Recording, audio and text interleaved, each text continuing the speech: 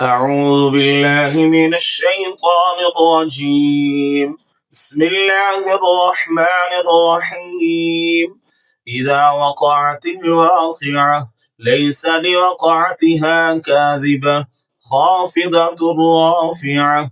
إذا رجت الأرض رجا وبست الجبال بسا فكانت هباء منبثا وكنتم أزواجا ثلاثة فأصحاب الميمنة ما أصحاب الميمنة وأصحاب المشأمة ما أصحاب المشأمة والسابقون السابقون أولئك المقربون في جنات النعيم.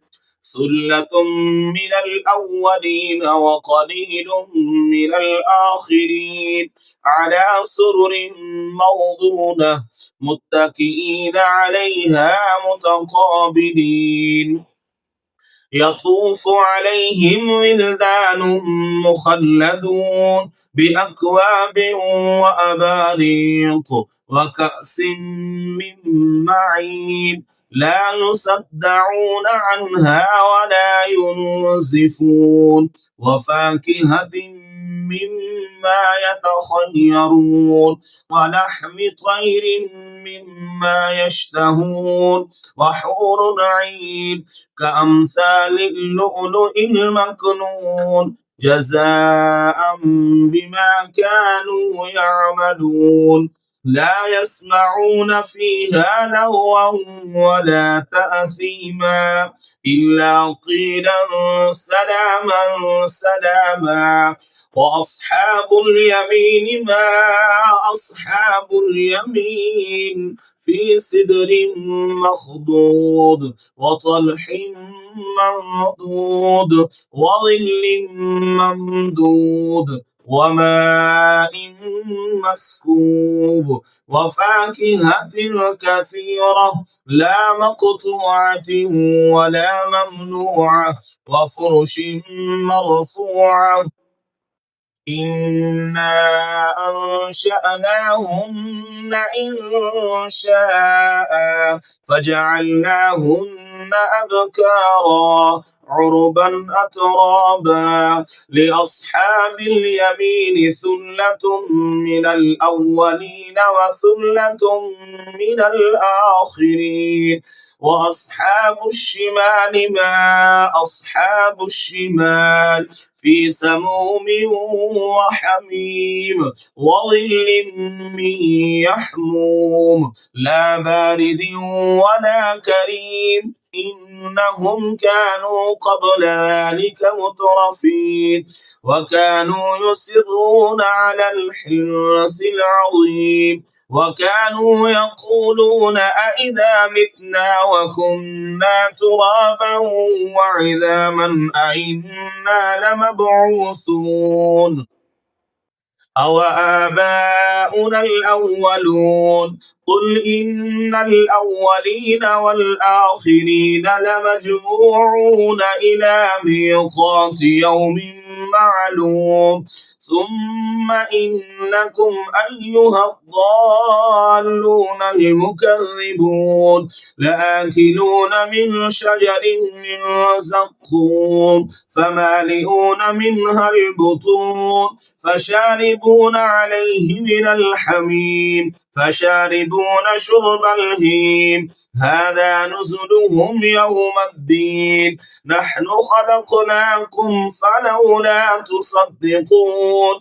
أفرأيتم ما تمنون أأنتم تخلقونه أم نحن الخالقون. نحن قدرنا بينكم الموت وما نحن بمسبوقين على أن نبدل أمثالكم وننشئكم فيما لا تعلمون.